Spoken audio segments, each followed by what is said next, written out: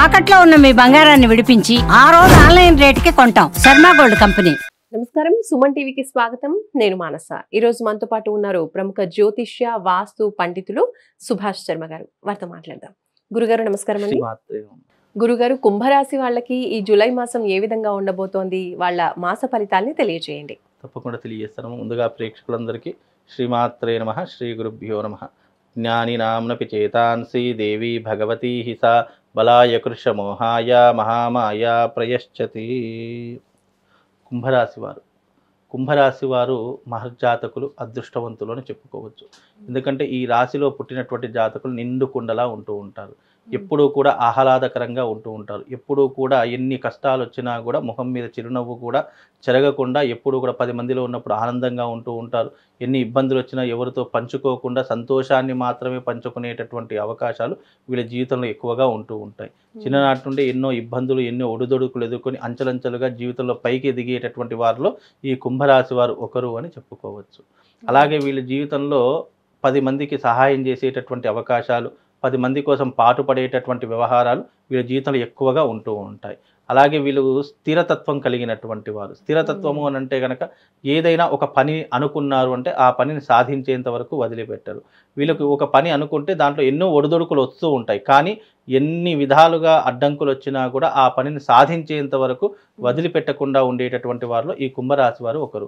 వీళ్ళకు ట్రాన్సాక్షన్స్ అన్నా, లావాదేవీల వ్యవహారాలన్నా, డబ్బు విషయాల్లో వ్యవహారాదులన్నా వీళ్ళకి చాలా ఇష్టమవుతూ ఉంటుంది. అంటే డబ్బులు సంపాదించాలి, జీవితంలో గొప్ప వాళ్ళం కావాలి, 10 మందిలో మనమేంటో నిరూపించుకోవాలి అని ఆసక్తి ఉన్నటువంటి వారు ఈ కుంభరాశి వారు అని చెప్పుకోవచ్చు. తల్లిదండ్రుల దగ్గర నుంచి చాలా అవకాశాలు వస్తూ ఉంటాయి.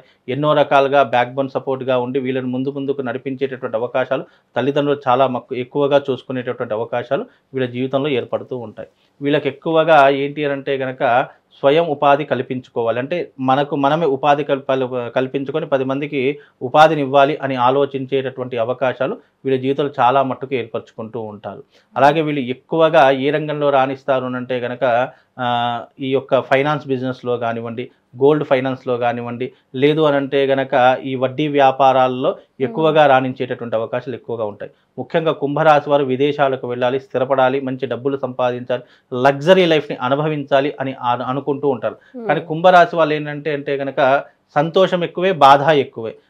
సంతోషాన్ని 10 మందితో పంచుకుంటారు తప్ప బాధను ఎవరితో పంచుకోకుండా ఉండేటటువంటి వ్యక్తులు ఈ కుంభరాశి వారు అని చెప్పుకోవచ్చు. ఎందుకంటే మనం ఎప్పుడు గొప్పగా బతకాలనేటటువంటి ఆలోచన ద్వారా మనలో ఉన్నటువంటి బాధ మనలో దాచుకుంటూ కేవలం సంతోషం, ఆనందము, ఏదైనా అచీవ్మెంట్స్ మాత్రమే ఎదుటి వారితో పంచుకుంటారు. ఏదైనా ఇబ్బంది, కుటుంబ విషయాలు కావచ్చు, లావాదేవీల విషయాలు కావచ్చు, డబ్బుల విషయాలు కావచ్చు, ఎవరితో పంచుకోకుండా ఉంటూ ఉంటారు. ఒకవేళ పంచుకుంటే మనం నామోషి అయిపోతామేమో, 10 మంది మనకు వేలెత్తి చూపిస్తారని భయం ఎక్కువగా ఉండేటటువంటి అవకాశాలు ఈ కుంభరాశి వారిలో ఎక్కువగా ఉంటూ ఉంటాయి. కాబట్టి ఇలాంటి వ్యక్తిత్వం కలిగినటువంటి వారు కుంభరాశి వారు అని చెప్పుకోవచ్చు. అలాగే వీళ్ళకు రాష్ట్రాధిపతి శని అవుతూ ఉంటాడు. ఈ శని రాష్ట్రాధిపతి అయినందువలన వీళ్ళ కోపం, ఆవేశం ఎక్కువగానే ఉంటూ ఉంటుంది. కానీ అది తరచుగా కనిపించదు. ఎప్పుడైనా మ్యాన్ హ్యాండ్లింగ్ జరిగినప్పుడు లేదా వీళ్ళ మీద విమర్శలు వచ్చినప్పుడు వీళ్ళ కోపం విపరీతంగా వచ్చేస్తుంది. ఆ సమయంలో ఎదుటి వారు ఎవరు అని కూడా చూడకుండా వాళ్ళకి వాళ్ళ అంతు చూసేంత వరకు వదిలిపెట్టరు. అలాగే వీళ్ళకి ఏంటి అని అంటే కనుక స్థిరతత్వం కలిగినటువంటి వారు. స్థిరతత్వం అంటే కనుక వీళ్ళు నిలకడగా ఉండేటటువంటి అవకాశం ఎక్కువగా ఉంటూ ఉంటుంది. ఏదైనా ఒక మాట మీద నిలబడితే ఆ మాటనే పట్టుకొని వేలాడేటటువంటి వ్యవహారాలు వీళ్ళ జీవితంలో ఎక్కువగా ఉంటూ ఉంటాయి. అలాగే తల్లి అంటే చాలా ఇష్టం ఉంటుంది, చాలా ప్రేమగా ఉంటూ ఉంటారు. అలాగే తల్లిని బాగా చూసుకోవాలనేటటువంటి ఆసక్తి కలిగినటువంటి వారు కూడా ఈ కుంభరాశి వారు అని చెప్పుకోవచ్చు. అంటే తల్లి చాటు బిడ్డలు అని చెప్పుకోవచ్చు. అలాగే వీళ్ళకు జీవితంలో ఏంటి అంటే కనుక ఎక్కువగా వీళ్ళు కష్టపడుతూ ఉంటారు, కానీ ప్రతిఫలం చాలా తక్కువ శాతంలో వస్తూ ఉంటుంది. అంటే కొద్దిపాటిగానే వస్తూ ఉంటుంది. తద్వారా వీళ్ళు కొద్దిగా అసహనానికి లోనవుతూ ఉంటారు. కాబట్టి జీవితంలో మీరు ఎప్పటికైనా మీరు స్థిరత్వం పొందేటటువంటి అవకాశం చాలా మట్టుకు కనిపిస్తాయి. దాదాపుగా 35 సంవత్సరాల వరకు వీళ్ళ జీవితంలో కష్టపడుతూనే ఉంటారు.